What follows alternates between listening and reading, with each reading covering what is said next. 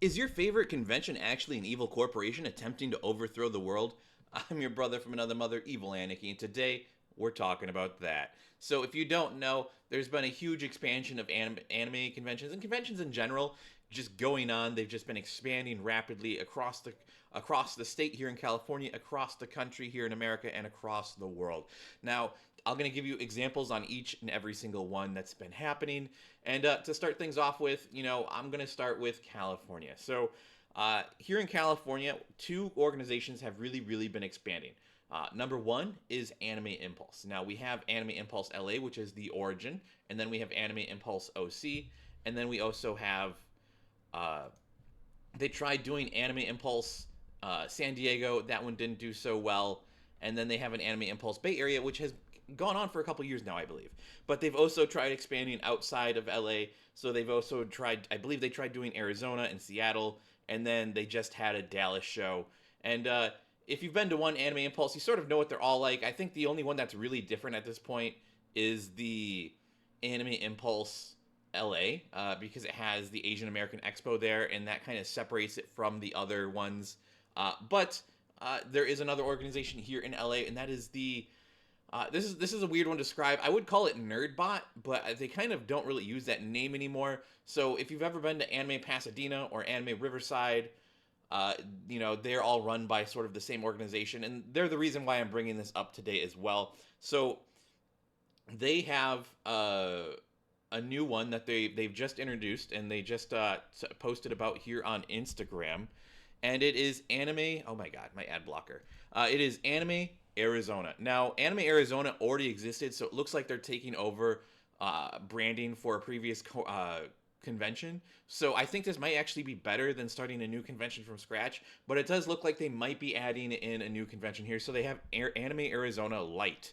So they're adding two conventions to their lineup. Now, they've already announced that they're going to do an anime San Diego as well next year, and that one's going to be pretty big because the San Diego Convention Center is big. But this is just a whole nother level. So they've already expanded to Las Vegas, and now they're expanding to San Diego and Arizona with two shows in Arizona, which is crazy to think about.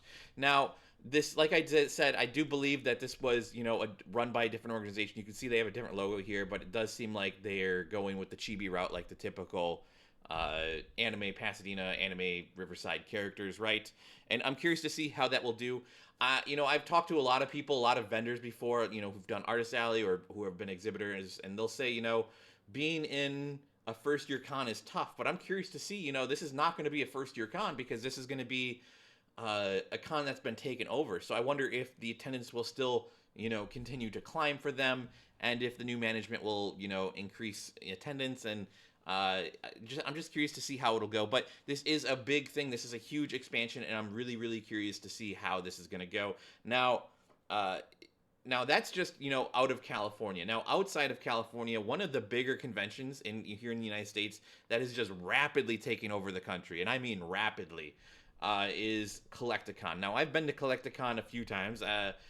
I haven't been to the LA show because they used to have it down in Long Beach at the Long Beach Convention Center, and I think I went to it twice down there. And they recently moved it to LA, like maybe like a year and a half ago. And I haven't gone to the LA shows. There's been a few. They tend to have a couple per year, and we're gonna see that in just a second. But yeah, Collecticon is like a card show. They sell collectibles. I think PSA and a bunch of card grading stuff, and card protection equipment is usually there, and you usually see a bunch of card games and board games and collectibles and vintage memorabilia there, and sometimes it's a little bit of sports, and sometimes it's like new tech type stuff. But normally it's just Pokemon. It's a big Pokemon community, and they do a really good job. They usually have like one big musical guest for their convention, and it usually just is really cool because they have like a stage in the middle, and they usually have like during the middle of the day on Saturday they have one big performance, which is awesome. When I went, the two times I went, they had Sugar Ray and Vanilla Ice. I didn't stick around for Sugar Ray because he is sugar gay, but Vanilla Ice, oh my god, he is amazing to watch in person. He has such a stage presence. He brought up the Teenage Mutant Ninja Turtles. He's a very he's a fun show to watch. He's just fun, and he definitely fits in with that vintage vibe. I guess Sugar Ray kind of fits in with that vintage vibe too. They kind of try and go for this um like 90s early 2000s vibe for most of like the stuff because it's a collector's expo, right? So they want people who are like into like that nostalgia type of presence, right? But let's look at the website here now. They have a lot of show, guys. I'm going to warn you right now. Their next one coming up is San Antonio, and then it's going to be LA. It's just, in a few weeks here. And then Atlanta, Miami, Fort Lauderdale, Houston, Dallas, Fort Worth, Chicago, Cleveland, Phoenix, Orlando, Kansas, Las Vegas, New Jersey, Minneapolis, Los Angeles again in August, San Antonio, Charlotte, Richmond, San Francisco, Atlanta, Chicago, Dallas, Houston, New Jersey, San Antonio, Los Angeles again. So they hit up like cities like twice a year, which is crazy. And this is actually pretty normal for card conventions. So there's another show that's kind of not as big as them called Front Row Card Show, but they also travel around a lot.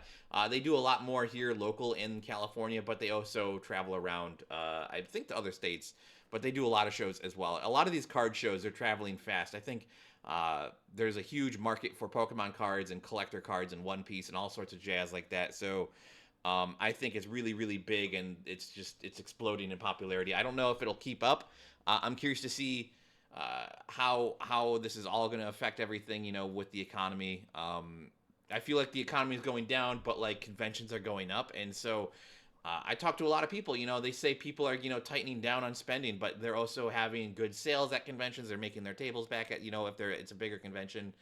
It's curious to see. I would like to maybe talk to a bunch more artists and get like a definitive answer on some of these questions, and maybe that's a topic for a future date. But yeah, shows are rapidly expanding, and I'm curious to see if this rapid expansion is going to saturate the market. Like if Collecticon has like 1,000 shows across the country, does that mean people are going to be less likely to travel to the LA show, or are they going to be less likely to travel to the the bigger cities, or are they going to just break in a lot more of the locals who are going to come into their events because they wouldn't have flown out in the first place? And it's really I'm curious to see how it's going to go. I think they're going to probably get a lot more of like ticket sales, and they're gonna probably get a lot more, people through the door, and people, coming here to buy food and coming here to make smaller purchases. But the people who are doing the big purchases and the big big sales, there might be a little bit less of that because they're not gonna have to travel to LA. Maybe they'd rather do their deals in a different city where there's less taxes. I don't know how taxes are affected by conventions and stuff like that. I think it sort of matters which country or which state you're based out of, right? I'm not too sure, but we'll see how that all affects all of this. I do think we are seeing a big divergence when it comes to conventions. I've been seeing a lot of conventions rise up. There's so many more conventions now. I've been seeing, and not just anime conventions and comic conventions and card conventions. I'm seeing lots of conventions for uh, old movie actors are having a bunch of big conventions. There's usually like a Hollywood show type thing in Burbank. That's I haven't been to, but it's mainly just signings. I'm not really into signings, guys, so it's not really something I'm into. But signing, people love signings. They love going to events, getting people to sign stuff and meet their favorite actor and get photos. And I'm curious to see how it'll go. And I will say, as far as animation goes, I feel like animation conventions are kind of going, at least the last one I went to was ToonCon, and I feel like ToonCon wasn't as big as it's been previously, but it didn't have as much marketing towards it. And the same company that runs ToonCon, they also run Pasadena Comic Con, Robo Toy Fest, Japan World Heroes, and they sort of have an involvement with Power Morphicon. I think they half own that, or like they sort of have. I'm not too sure on how that works, but it's also another big, corporation here in the LA area. And I think, speaking of other corporations, you have the SAC Anime, they also do SAC Anime Winter, and then they also have Bach Anime in Bakersfield, or Back Anime. I don't even know how you'd say that. I've been to that one once. It was too far for what it was worth. Uh, but that's not all. If you look at like down in San Diego, which has historically, a lot of the people in San Diego are really tired of having to come up for all the LA events, so they've been really trying to make their own events. And so I just recently went to San Diego Anime Con, but the same people who run San Diego Anime Con also run Hentai Matsuri, and then they also have Fangia, and they have got some other smaller events that have been popping up there. Honestly, San Diego has been developing really, really fast in their event space, so I'm really excited to see where they're going to be in like 10 years. And I'm really curious to see where a lot of like the West Coast is going to be, because it seems like we're getting a lot of conventions. I think there's a lot of people who live in LA County and they want more and more events just because there's so many people and they just want to travel more and more. Um, Especially if you look at like there's a lot of people who are like me specifically. I'm really excited. There's going to be a lot of adjustments to the trains that are coming to LA. So they're really trying to make that high speed rail between Northern California and Southern California. And if that happens, you guarantee you would see me at a lot more Northern California conventions and events. But they're also trying to get a rail between Las Vegas and Los Angeles, and that would be, you would definitely see me at a lot more Las Vegas conventions as well. But on top of that, they're also doing improvements to the Union Station here in Los Angeles. And so right now, when the trains pull in, like the Amtrak's, when they pull into Union Station, they have to pull in and then they have to pull out. And that's really slow. And they're going to actually make a pass through, and it's going to make it very fast. So previously, I think, at Union Station, they take like 15-20 minutes at the station, maybe 10 sometimes if they're lucky. But now they're going to cut it down to like 2 to 5. They just have to build these new tracks, and Union Station's already been working on it. They bought out a bunch of warehouses and they started demolishing them, and they're going to make it happen. So I'm excited to see that. But that's just here in the West Coast. West Coast is definitely seeing a big expansion. People are getting further and further out. They want to go travel more. They want to meet new people. They want to go to these new areas, and the business is booming for conventions in general. I think there's just more money on the West Coast in general. I shouldn't say there's more money, but like there's a higher cost of living, right? So that usually means people are usually making a little bit more money comparatively to, like, I'm not saying salaries are higher, but like it's just a different vibe altogether. And uh, now that's not the only thing. We do have other conventions that have expanded out across the world. A good example of that is the Bandai Card Game Fest. Now, this was one that's always been around the world. To my knowledge, I don't know when they started doing this, but they did have a Digimon show here in LA one year, and then the next year they were just like, let's do the Bandai Card Game Fest, and then they started touring around the world with that show. And I've been to it once here in LA, I believe. I think maybe twice. I don't remember. I think it's just once. And they're going to have it in Las Vegas coming up next year. Tickets are not on sale for that yet. They're always free tickets, but you have to go through their app to get them. And I hate their app so much, guys. But yeah, they do a traveling show around the world. So they hit Tokyo, Taipei, Singapore, all around the world, for the Bandai Card Fest. I think they try to get a little bit of air everywhere because they give out the free promos and stuff like that. And they also have like the Bandai Premium store. So it's a great place to get a lot of the premium, like One Piece and Digimon cards and all that jazz. But yeah, I'm really curious to see where this all goes. I'm so excited for the future of conventions. One thing that I will note is that there's other conventions that are doing this that aren't starting from the West Coast. Now, I've talked about the Anime Fire organization with their Anime Pasadena, Anime Riverside, Anime San Diego, Anime Las Vegas. They sort of have their own group, and then there's the Anime Impulse group.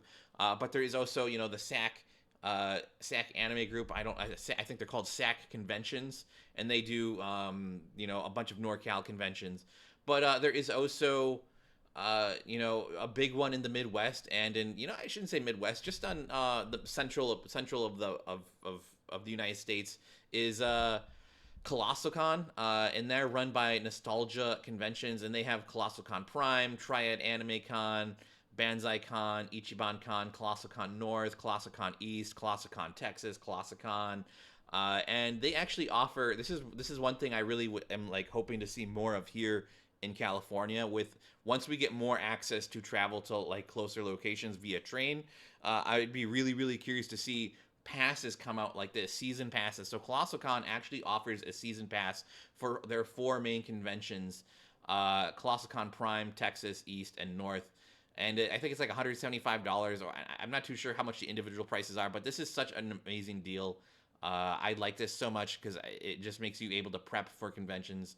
I did see some other conventions try doing that here with some of their smaller events. I just don't think the price point worked because their events were a little bit smaller. So I would love to see Anime Impulse start offering this. I would love to see Anime Pasadena and Anime Riverside start offering this. I'd love to see Anime Expo. I'd love to see Anime Expo offer this. I'd love Anime Expo to come out with a ticket and say, hey, if you spend an extra $20 on an Anime Expo ticket, you can get access to AX Chibi as well in like a few months. And that way they could just guarantee their ticket sales for that next event and like already have preemptively even before people know the dates, right? I would love that so much. I think there's a lot of organizations that are expanding. We're talking about expansion. I was just at the San Diego Anime Con, and that organization also runs a few other conventions. So they've got like Fangia and Hentai Matsuri, but during that same weekend there was another event called Anime 619, and both of those events did fairly well. I saw very positive reviews of both the events online. I didn't go to Anime 619 because it was mainly signings, and that's not really my thing. But I did hear very positive results from fans and vendors online, even though it's a newer convention. But when I looked up their corporation, because someone had told me that this corporation actually runs out of different states, and this was their first time in San Diego, I believe. Uh, at least I think so. Let me see here. Yeah, I think this was their first time in San Diego. But let's hear. So they're actually run by this company called 4H Events, which stands for Four Horsemen Success and Nothing Less. And they run a bunch of different events. So they have Riverwalk Anime 2026, Anime 405, Anime 619, Anime 307, Anime 414, and Riverwalk, Anime 4. They sort of do these like anime zip code type conventions. And I don't know how I feel about their name with being the Four Horsemen. That's kind of a little doomsday-esque, but maybe they're trying to take over the world. I don't know. But their website's also doo-doo. It's just there's nothing there. It's just empty. A lot of these like big event like organizations don't really have uh like a website. I've noticed that like the anime so the Anime Pasadena and Anime Riverside, they don't really have like a main website for their like overarching corporation, because it used to be like Nerdbot, I think, and now it's kind of like Anime Fire, and I think Nerdbot's been kind of pushed to the side. I don't know. They're kind of all over with their branding. At least they're trying to really push the individual brands of their conventions more so, and I'm curious to see that. And we are starting to see like a lot of like these like the names for these events sort of lining up, like with the naming, right? So you have Anime Impulse Dallas, Anime Impulse Los Angeles, Anime Impulse Orange County, and then you have Anime Pasadena, Anime Riverside, Anime Las Vegas, right? And then you also have Collecticon LA, and then it's a little dull in my opinion. I'm a little disappointed. And then the Anime 405, Anime, they're all following they're basically they have this formula where they just take the name and they just move it to a new city, and they're all sort of sticking to that instead of coming up with new names. And I kind of get what they're trying to do. They're trying to say like because you can't say anime, they can't say Anime San Diego because it's probably too close to, because it's probably already taken by Anime right? So they have to say Anime 619, which is the area code for San Diego. They can't say Anime San Diego because Anime San Diego is already taken by Anime San Diego, which is debuting next year, right? So we're in a very interesting predicament where all these conventions are sort of like fighting over the names for their events, and it's kind of funny. I don't know how I feel about that. I feel like the names are kind of getting a little dull, because I loved when Anime Impulse first came out. I was like, oh man, Anime Impulse, it's such a cool name. And then it was like Anime Impulse LA, and then Anime Impulse OC, and that was when I first started going to them. Those were the only two, and now there's like seven of them or something like that. It's crazy. I don't know if they're all gonna make a comeback. I don't know if the Dallas one will come back. I'm hoping it will, but we'll see what the future holds for all of these conventions. Now, there are bigger conventions, and this is interesting because like if you look at like a lot of the other conventions that are out there, so you see uh Anime Expo has tried doing conventions in other cities as well, and it hasn't really worked out for them. I think they tried doing one in New York, and they tried doing one in Tokyo when they couldn't do it in LA. And in general, they don't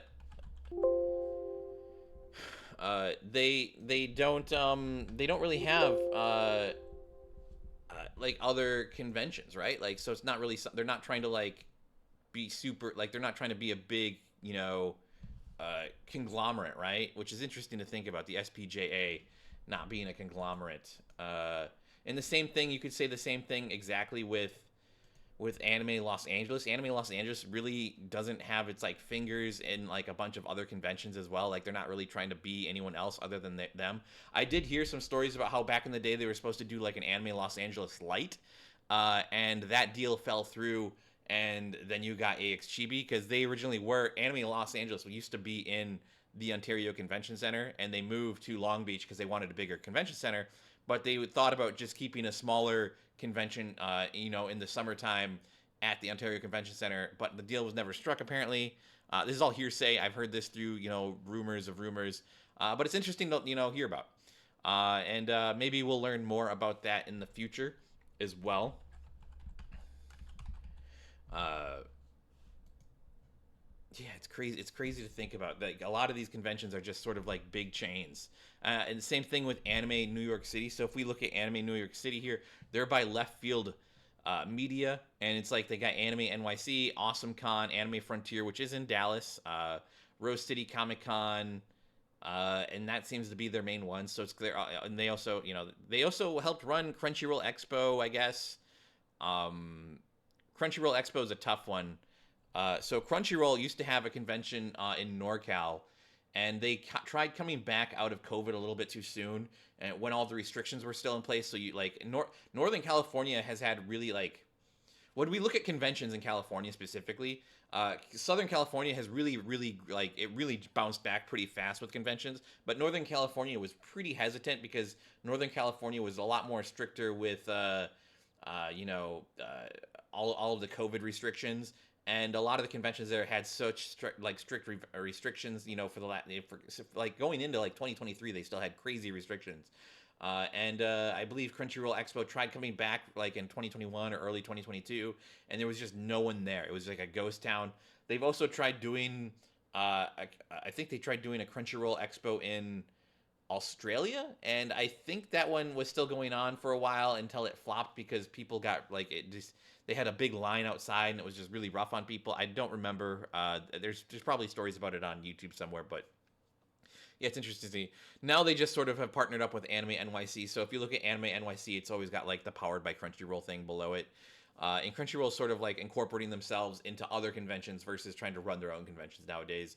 And I think that's for the best. I think they should just it takes them out of the equation of being like responsible for hosting these events, and it makes sure like because there's a lot that can go wrong within a convention, right? And it's better to have people who are dedicated to that convention constantly versus like to spread yourself thin. And I think Crunchyroll being owned by like the way Crunchyroll's run, it's always trying to spread itself thinner and thinner, and it's just not been good for them. Like they tried making their own animation studio, and that flopped. And then they've tried adding their own game section to the website. They've tried adding manga to their website. They've tried adding shops to their website, and only some of this stuff has actually stuck around throughout the years. But yeah, that's where I'm gonna leave it. Let me know if your favorite convention is a giant evil conglomerate overlord company, and they're trying to take over the world that we should know about. I'm always excited to try new conventions. Sometimes you don't know if they're gonna be good or not, but sometimes they're really, really bad, and most times they're really, really bad. I'm gonna be honest. A lot of the first time conventions I've gone to have been pretty rough. Uh, but that's where I'm leaving it. Be sure to like and subscribe, and I'll catch you guys in the next one. Bye bye.